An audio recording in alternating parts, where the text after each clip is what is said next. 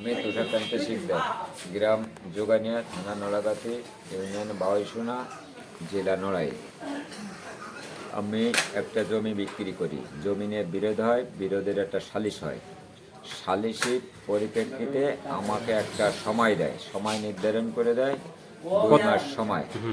আমার কাছ থেকে মাঝে একটা স্টাম্প জোরপূর্বক করে নেয়, নেওয়ার পরে একটা সময় হয়। সময়ের ভিতরে আমরা বলেছি যে আমাদের জমি বিক্রি করেছি, টাকা ফেরত দেবো, আর যদি টাকা না ফেরত দিতে পারি তাহলে আমরা একটা সম্পত্তি তাদের আমরা লিখে দেবো, যেহেতু তাদের কাছ থেকে আমরা টাকা পয়সা নিচ্ছি। 1 2 নম্বর কথা হচ্ছিল যে পুনরায় ওই সালিশির পরের দিনই যে আমার জমির গাছগাছালি কেটে আমার জমিতে ঘর বাড়ি উঠানোর চেষ্টা করে, কিছু ইটা নিয়ে গেঁথে ফেলায়। আমি এসে খবর পেয়ে দেখার পরে আমি থানায় একটা অভিযোগ করি। অভিযোগ করলে থানায় কবে অভিযোগ করছেন আপনি? থানায় আজকে করেছি। হ্যাঁ, আপনি কি এলাকায় ছিলেন না? যে না, এলাকায় ছিলাম না, গতকালকে নড়াইল কোর্টে হাজিরা দিয়েছিলাম। হাজিরায় ছিলাম, ওই দিনই জমিতে ইট গেঁথে ফেলায়।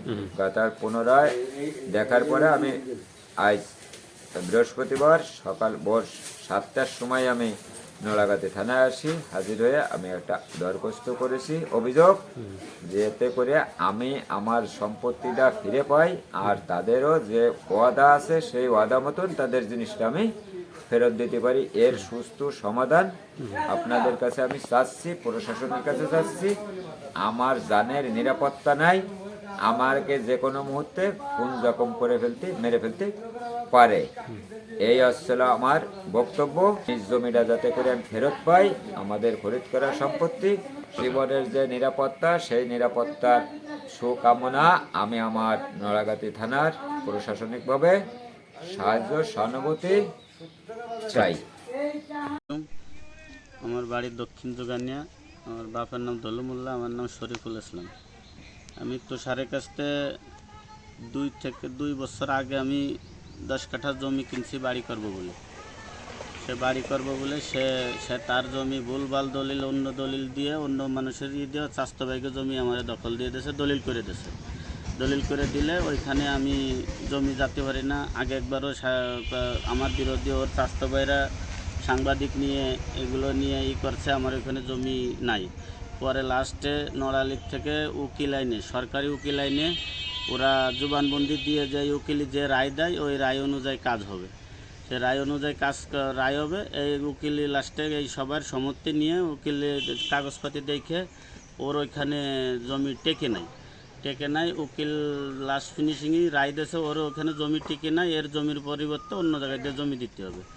এখানে শঙ্কর মাস্টার ছিল, সবভাই ছিল, এখানে মান্যগণ্য বাউইসোনা ইউনিয়নের সব মান্যগণ্য ব্যক্তি ছিল, শঙ্কর মাস্টার ছিল। এরা সবাই থাইকে আমারে ওদের কাছে সই দিয়েছে যে তুমি জমির বদলে অন্য কোথাও জমি দাও। পরে সবাই ধরে এনে ওদের জমি দেখাইছে পলাশের বাড়ির সামনে। তা পলাশের বাড়ির সামনে জিজ্ঞেস করা হয়েছে সবার কাছে, ওর চাস্তো ভাই ব্রাদারের কাছে, যে ওইখানে কি কাগজপাতি আছে? সবাই বলছে ওইখানে কাগজপাতি নাই। এইখানে বিধানের কাছে বিধানের আর পলাশের দুইজনের কাছে আমার 10 কাঠা জমি নেওয়া হয়েছে।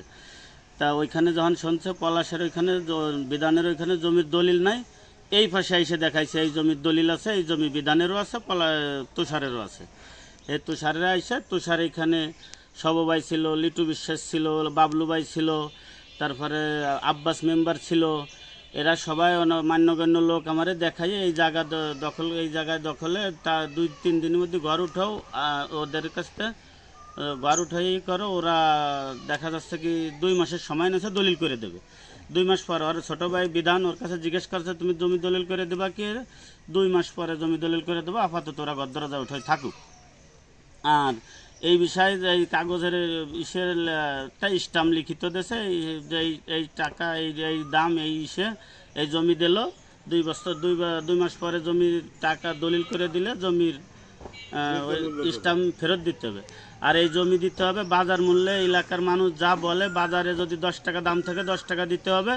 আমার ওই টাকা, ওই জমির টাকা, ওইখানে তো ওর জমি টেকে নাই, আমার এইখানে দখলে দিচ্ছে। যেহেতু ওই জমির দাম আমার খরচপাতি সব ধরে, ওই জমির যে দাম আছে, আমার যে টাকা, আর এইখানে যে দাম, বাড়তি টাকা ওরে দিয়ে দেওয়া হবে। সব মাতুব্বাররা বলছে ওরে ওই জমির টাকা দিয়ে দেওয়া হবে, বাকি টাকা দেওয়া হবে। এই হিসাবে আমি এখানে ঘর দরজা উঠেছি, গাছপালা সে তুষার নিজে সাথে থেকে কেটে দিয়ে গেছে এই গাছগুলো। এই গাছগুলো। এই যে এই ভাই যে এনাদের কাছে জিজ্ঞেস করেন, ইন্দার সাথে ইন্দাও দেখছে ওই সময়। এখন উনি ইন্দ্রাইজ যে একটা অভিযোগ করেছেন এলাকাতে, জানেন কিনা? সেই অভিযোগে লেখা আছে যে না, আপনি জোর করে তার জমি না দখল না, করে জোর করে উনি, আপনি ঘর করতেছেন। না না, জোর করে তাহলে এটা সালিসির কাছে জিজ্ঞেস করেন, আশেপাশে ইন্ডা যারা আছে এদের কাছে জিজ্ঞেস করেন আমি জোর করে উঠাচ্ছি কিনা। এই গাছগাছালি সেই নিজে সাথে থেকে কেটে দিয়ে গেছে এবং বিধানে কথাও বলছে, আমার এখানে ঘর উঠলি আগে আমার কাছ থেকে দাম দর কইয়ে কয় টাকা দিবা আমার কথা বলে যাও। সেখানে সালিসরা বলছে তুই যে টাকা চাস বাজারে যে টাকা দাম হয় সেই টাকা তোর দেওয়া হবে। বিধান এখান থেকে চলে গেছে, বিধান এখান থেকে চলে গেছে। ওর রাইতে ফরিদ ভাই ছিল, ফরিদ ভাই ওর মাধ্যমে ওর ইউএন ভাইয়া হয়ে গেছিলো। ফরিদ ভাই বলছিল যে ঠিক আছে, তা ওরা একটু সময় দেন, ওকে টাকা ফেরত দিক। তা আমাদের এইখানে আমাদের পক্ষ আমি 2-3 বছর ঘুরছি, আমি দেখেন আমি বাসা ভাড়া নিয়ে থাকি, 2-3 বছর 2 বছর ঘুরোচ্ছে আমারে। তারপরে এইভাবে বলা হলো তোকে তো জায়গা বেচেই ওদের টাকা ফেরত দিবি, তা তোরা অন্তত আবেগ দিয়ে কই তোকে অন্তত দান হিসাবে দিলে ওকে ওই 2 কাঠা হতে জায়গা ঠুক দিয়ে ওরা ঘর করুক, বাকি তুই যে মূল্য হয় সেই মূল্য তোর দেওয়া হবে। ওরা অভিযোগ করছে বিধান নাকি আপনাদের ভয়ে চলে গেছে এলাকাতে। না না, বিধান এখানে সকালে হলো জায়গা দিয়ে দেওয়ার কথা, মাইপে দেওয়ার কথা। ওরা রাত্রি আরে ওরে বলছে যে আমরা জায়গা, আমাকে ওই জায়গা ঠুক দিলে আমাকে হয় না, আমরা জায়গা ঠুক আমাকে 2 মাস সময় দেন, আমরা জায়গা ঠুক লেহেই দেবো, 2 মাস পরে দেবো। তো 2 মাস পরে দেবে, তা আমরা ঘর উঠে থাকি, 2 মাস পরে লিখে দিস। এইভাবে ও সকালবেলা আমাকে জায়গা মাইফে দেবে, ও মাইফে না দেওয়া শুনি কি ওরা চলে গেছে। মুসলিম দৈনিক জনতা পত্রিকার নড়া জেলা প্রতিনিধি হিসেবে দায়িত্বে আছি। ভাই ভালো আছেন? আছি আলহামদুলিল্লাহ। ঈশা তুষার কান্ত শিকদার নামে একজনের এই যে টাকা দখল করে জোরপূর্বক ঘর নির্মাণ করতেছে, এরকম কোনো অভিযোগ আসছে নাকি আপনাদের থানায়? কোন জায়গায় এটা? এটা তুষারকান্ত শিকদার? হ্যাঁ, আসছে। আসছে না? হ্যাঁ। এই বিষয়ে অবগত আছেন? এই বিষয়ে কোনো পদক্ষেপ নিয়েছেন বা নেবেন এরকম বিষয়ে? অবশ্যই পদক্ষেপ নেবো। আমার পুলিশ গেছে, ওখানে ব্যবস্থা নিচ্ছে, তাদেরকে বলতে আসার জন্য। দেখি ওটা বসেরও কথা, সে কি কাহিনী দিয়ে কি সমস্ত কিছু জানি শুনে যদি আমরা সমাধান করতে পারলাম, না পারলে তারা মামলার দিকে ধাবিত হলে মামলায় চলে যাবে। জমি সংক্রান্ত বিষয় তো আমরা হাতলাইনে যেতে পারবো না। হ্যাঁ হ্যাঁ, আর জমি সংক্রান্ত বিষয় তো আমাদের সীমিত ক্ষমতা। বুঝতে পারছি, মানে